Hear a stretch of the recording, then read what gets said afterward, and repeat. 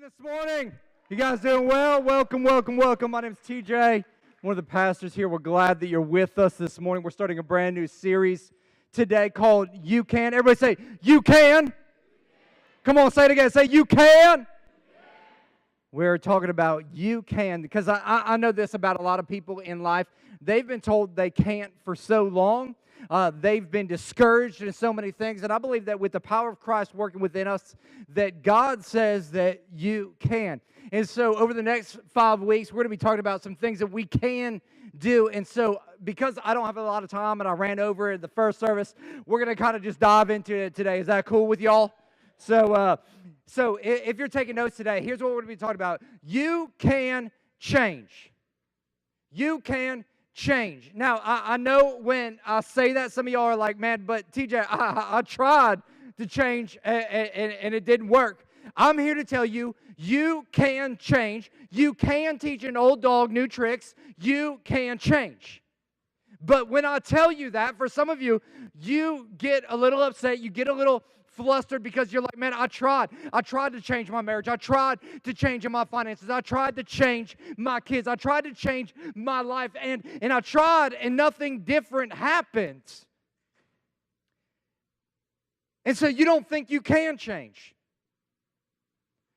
But my goal today is to prove you wrong and 100% prove to you that with the power of Christ working within your life, you can change.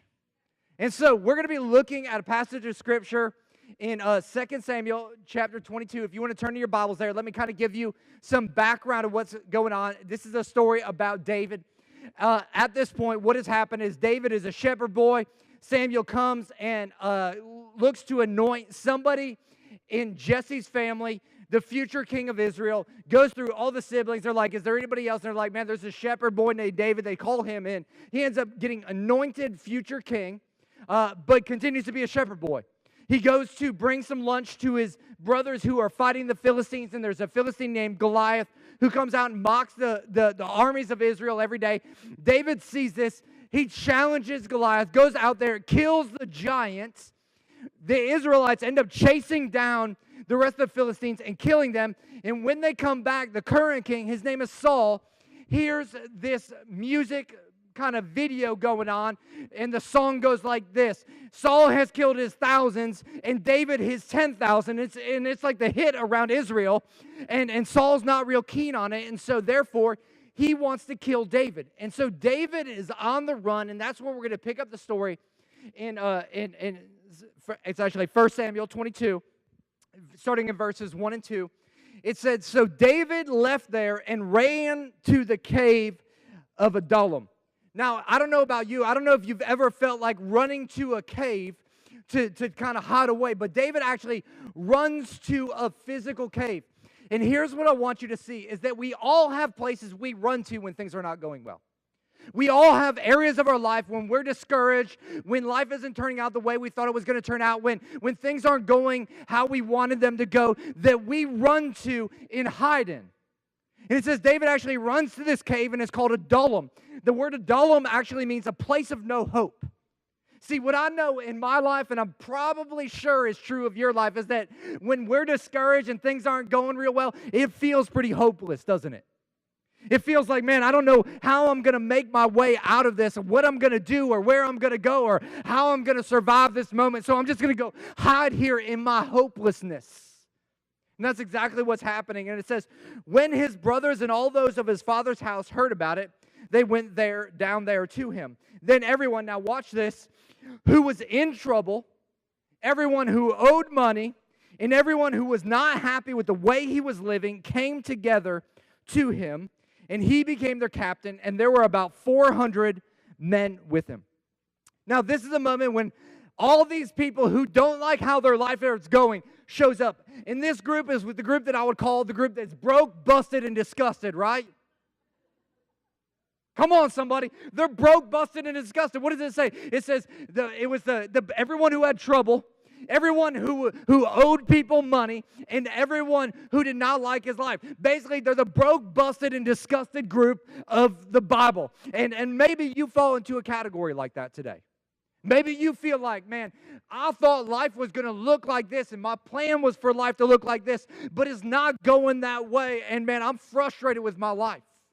Maybe you're out there today and you owe some people money. In fact, you're so owing people money that the debt collectors are calling and you're hiding from them. In fact, you're blocking their calls now.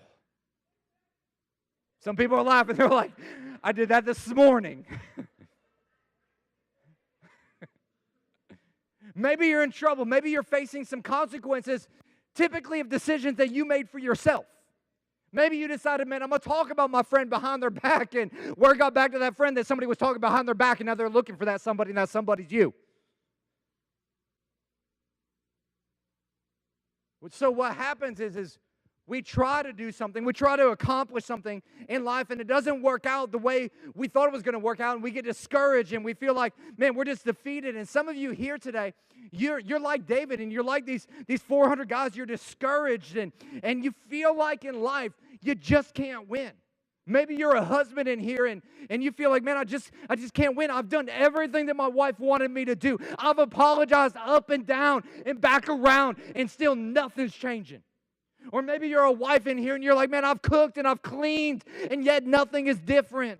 I tried to be different. This year, maybe you said, man, you know what? I'm going to try not to be lazy. I'm going to put some order into my life. I'm going to put some calendaring into my life. I'm going to go and do things I've never done. I'm going to mow the lawn every single week, and we're 9 months in and your lawn is 6 foot tall.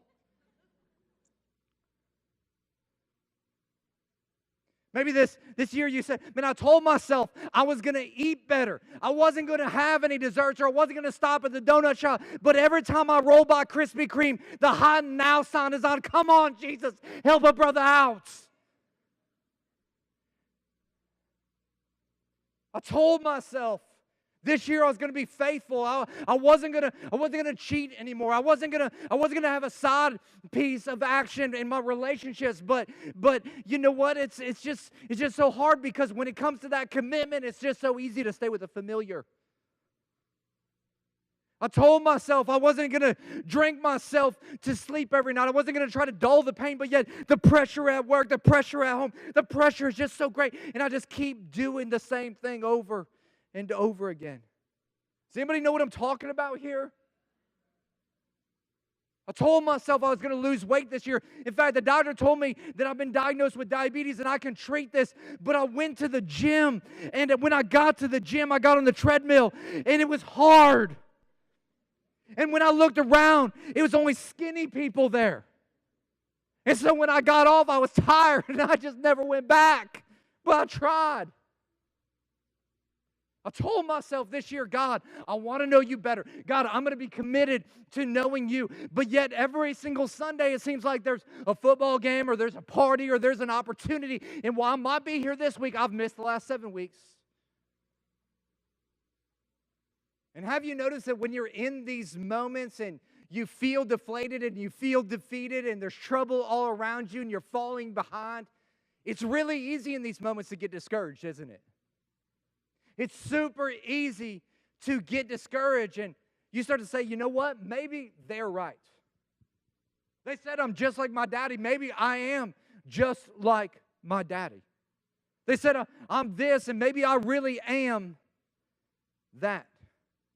I'm sure for David, he was going, man, it's hard to see the blessing on my life when I don't see the crown on my head. I've been anointed king, but I haven't seen that come to fruition in my life yet. Pastor TJ, I hear you preach every single week, and I know you tell me that I'm blessed and highly favored, but it sure doesn't feel that way. In fact, it feels the exact opposite. Pastor TJ, every week you say, hey, anybody that needs prayer, raise your hands, and I'm raising my hand because I need a lot of prayer, but it doesn't seem like anything's happening in my life.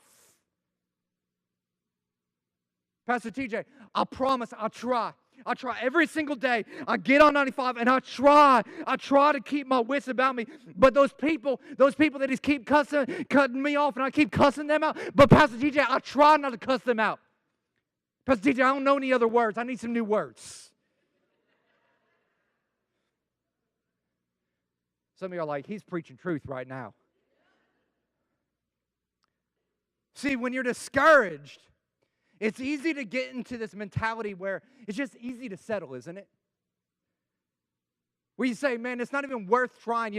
I want to read more of the Bible, but I'm not really a reader. I want to lead a connect group, but I'm not really a leader. I want to put God first in my business, but I don't even know how to put God first in my life. I have this dream, but I question all the time whether that's really God's dream for me, and so I just settle in a life of mediocrity.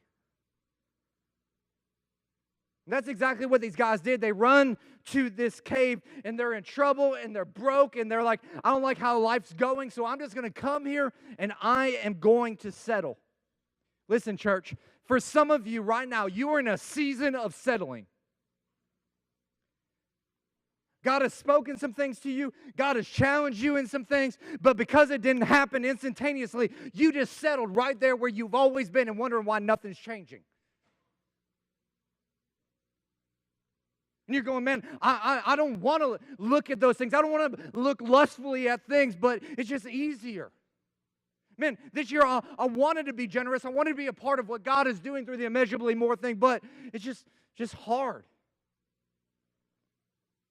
So you have all these things that you wanted to be, but never end up being because you settle in that moment. And I know exactly what this is like. I grew up.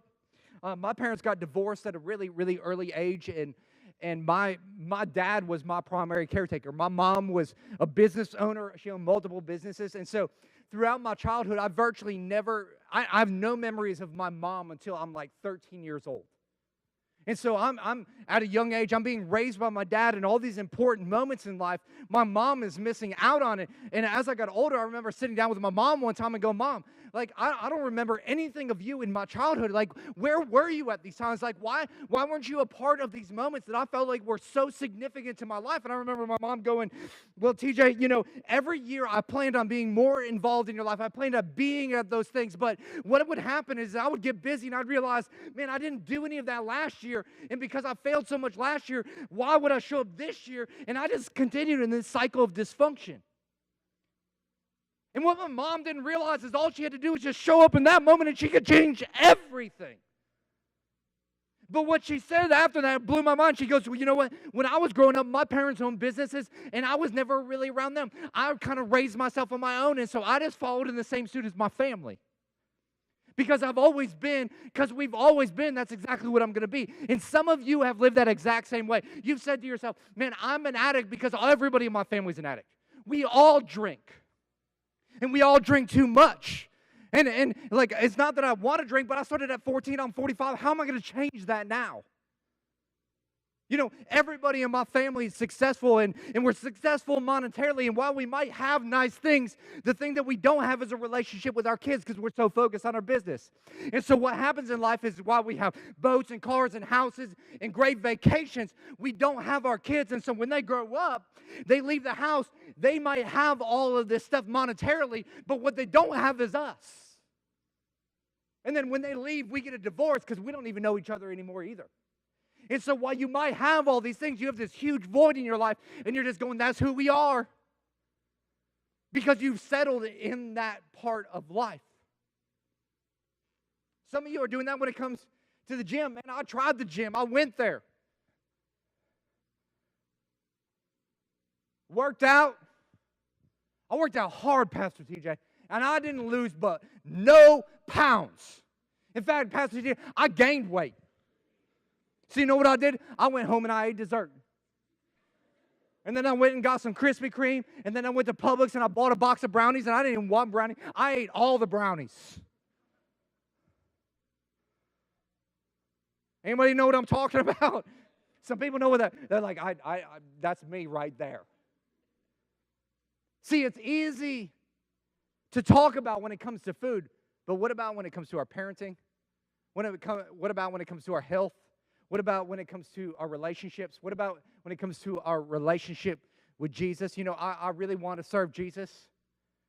But here's the problem is because we don't look like Jesus instantaneously, we just go, I failed at this.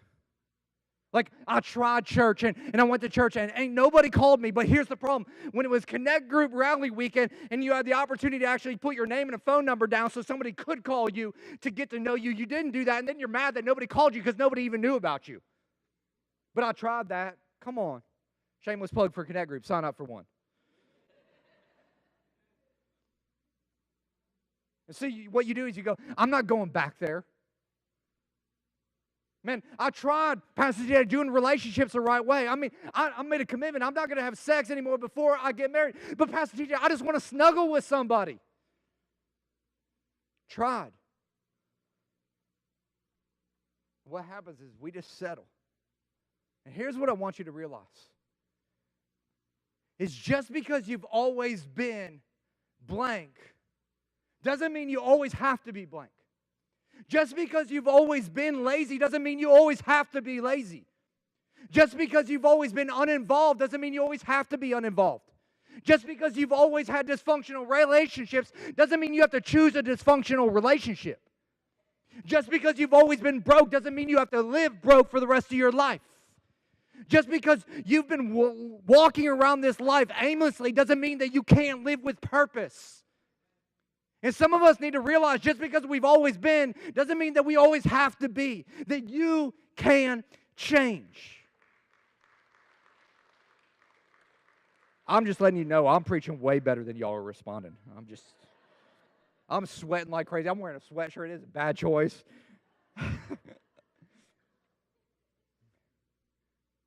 So here's David. He's hiding. He's hiding out. He's basically playing hide and seek with Saul. How many of y'all know when 400 people show up to your hiding spot, that always ruins the game of hide and seek? It's like, go find your own spot. This is my cave. This is my place of no hope. Blowing his cover. But here's what's interesting when you find about this cave. If you're going to go to 2 Samuel 23, which you're not, but what happens is all these guys that showed up to this cave as wimps all of a sudden become David's mighty warriors. I was wondering what that gunshot was. These guys that were nobodies all of a sudden become somebodies. These guys that were on the run are now making other people run.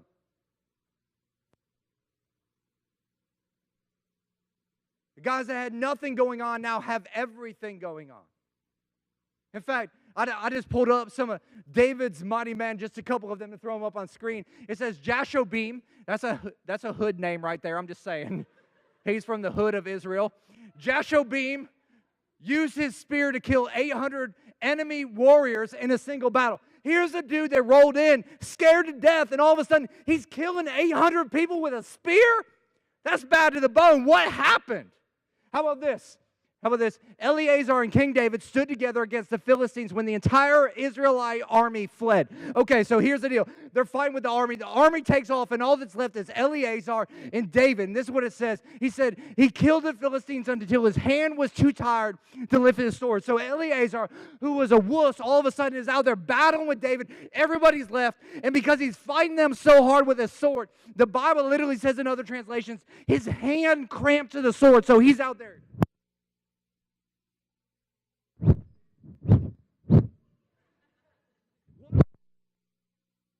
He can't even run if he wants to. And here's what I think happened. I think Eleazar, he started thinking to himself, man, I've been running for so long. I'm tired of running. I'm tired of running. I ain't scared. I'm tired of them telling me that's who I used to be. I ain't scared. I'm tired of being broke. I ain't scared.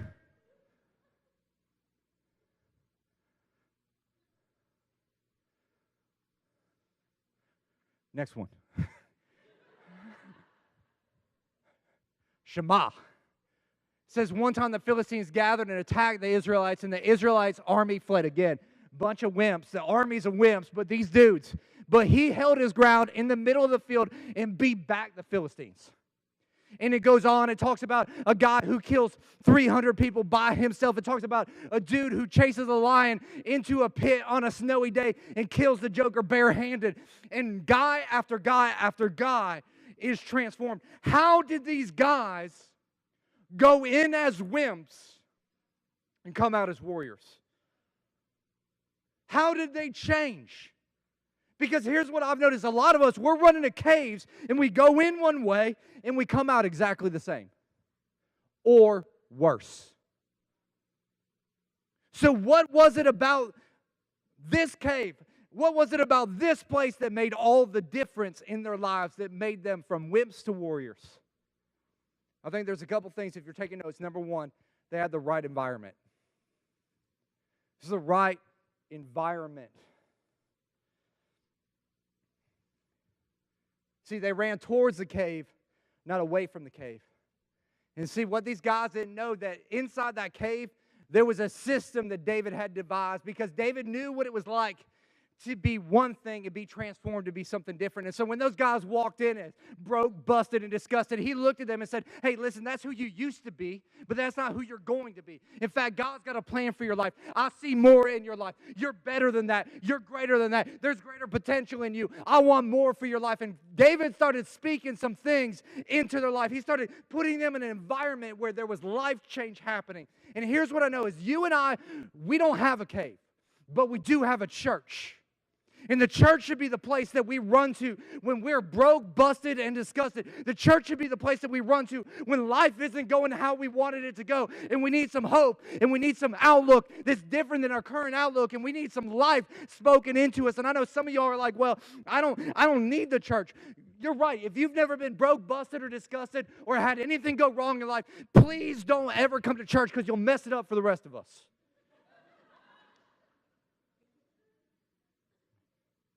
But if you got issues, and if you don't have issues, that's your issue, that you don't know that you got issues, okay?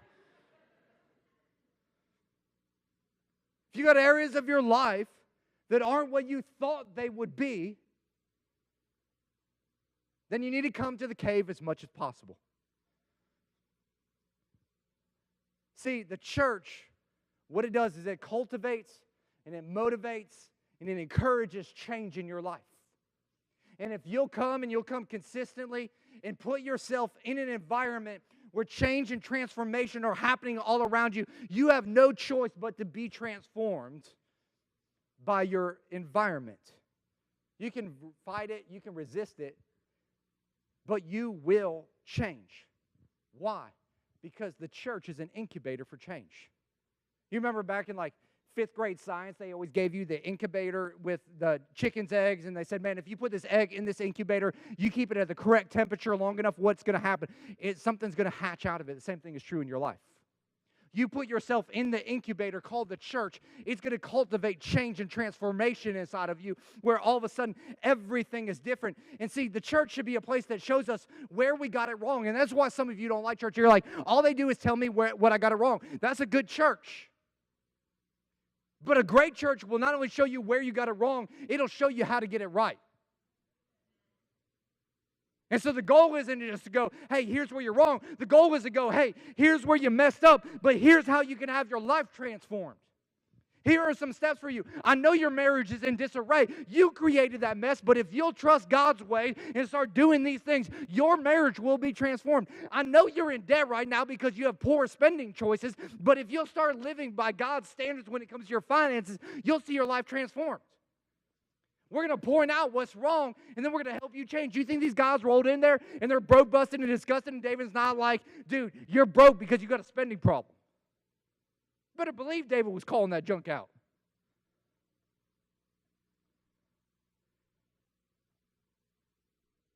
Sure, he's going, man, here's some areas where you all got it wrong, but here's how we get it right. And that's what makes the right environment so right.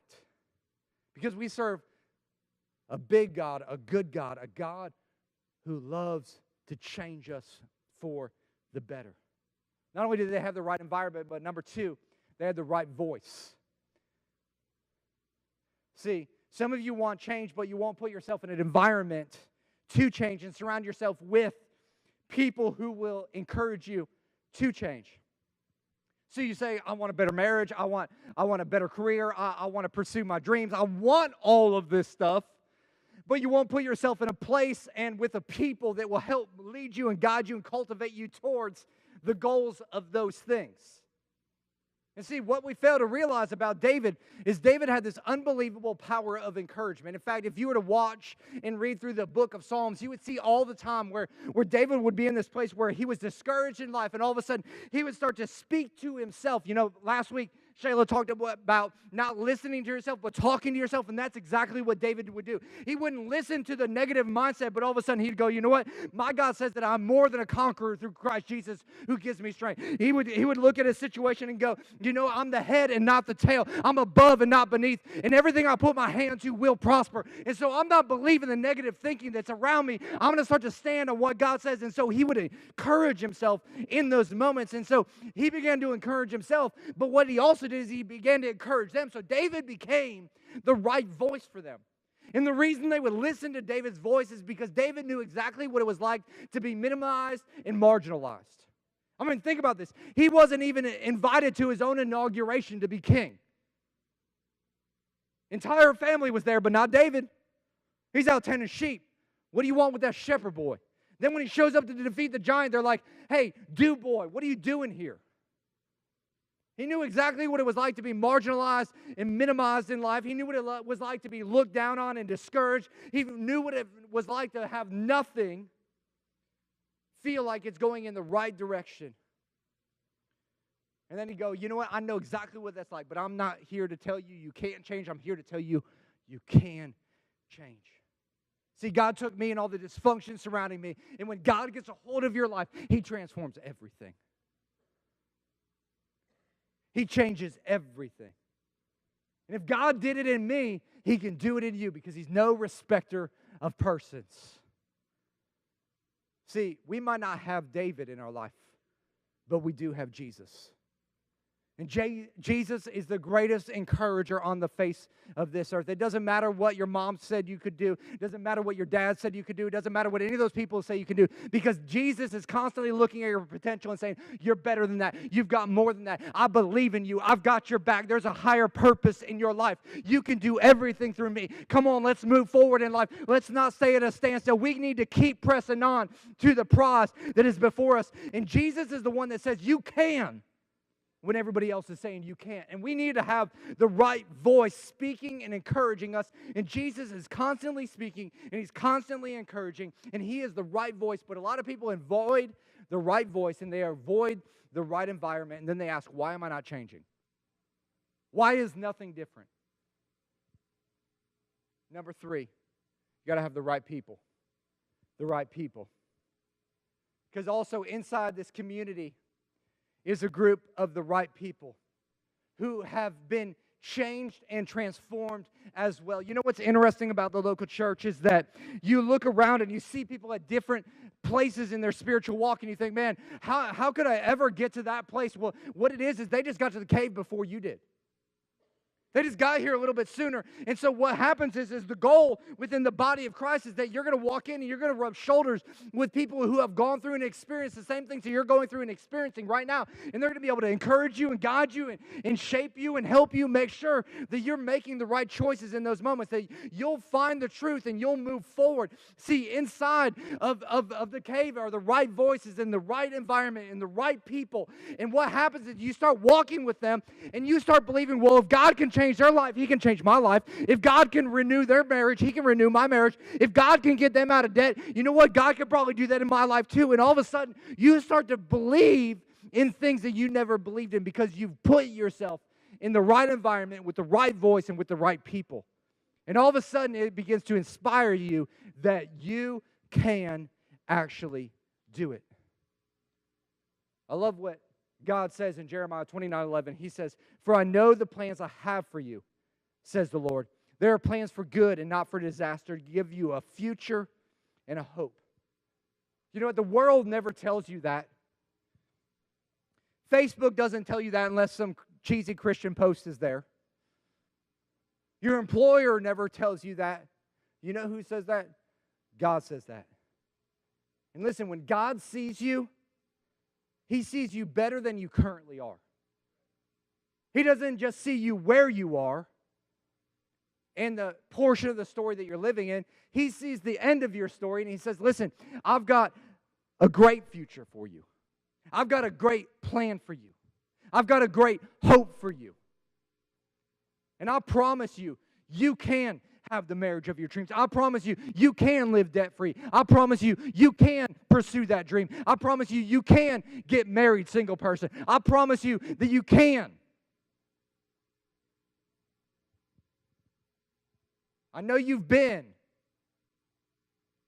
and you've always been, but you don't always have to be. See, because when you put your life in the hands of the Master can transform our life. The thing I love about Jesus is Jesus gives real change. It's not a self-help program. He's not a motivational poster. He isn't just something we throw up on our status. The Jesus we preach week in and week out gives real change. Not itty-bitty change, not momentary change. He gives real, lasting, eternal change. Love what it says in 2 Corinthians 5:17. It says, this means that anyone, you know who anyone is? It's any one of us who belongs to Christ has become a new person. The old life is gone, and a new life has begun. It doesn't say the old life is going away, and we hope that a new life is about to begin. What it says is, it said the old life is gone, and all we have to do is catch up to the change that Jesus has already done. So what that means is that you're already free from your addiction. What that means is that you are already a godly man. What that means is that you're already a virtuous woman. What that means is that you're already the head and not the tail. That what that means is that you're already more than a conqueror in life. Come on, somebody.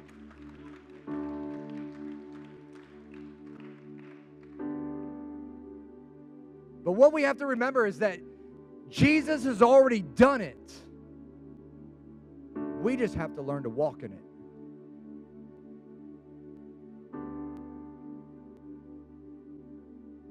Just like David had to realize, God already did it. He was already anointed king, even though he was hiding in a cave. And just because you don't see it in this moment, doesn't mean that it's already taken place.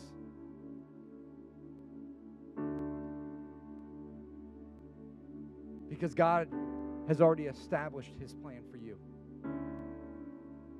And they're plans for good and not disaster. They're plans to give you a hope and a future. So no matter what you've done on the past, good news is the past is gone. And the new stuff has already been done. So I want to leave you with this, no matter who you are. It's not over. You can change. Whatever it is. Just because you've always been doesn't mean you always have to be. And today could be the day where everything shifts in your life. And for some of you, that's going to be like an instantaneous, rock your world, everything changes in a moment. And that's awesome. But for a lot of us, it's going to be a process. It's going to be slow, gradual shifts and changes happening in our lives. But if we'll put ourselves and commit to be in the right environment, listening to the right voice, surrounding ourselves with the right people, you will change. In fact, I believe that some of you are one prayer away from everything changing in your life. You're one prayer away from everything shifting in your life. In fact, I remember the moment I prayed a prayer that changed everything in my life. It was July of 1998. I remember my stepdad invited me to go to a church service after I'd been kicked out of college and had just messed up a lot of life. And I didn't want to have anything to do with church, so I was like, no, I'm not going. He said, there's going to be pretty girls there. And I was like, I'm in. Just in case you want to know how to get a single guy to church, that's the way right there. Just saying. I remember showing up to that church service. I was not paying attention at all. Had wanted nothing to do with that church service. But I remember there was this moment where this guy cussed in a mic from the stage, and I was like, what? I can relate to that.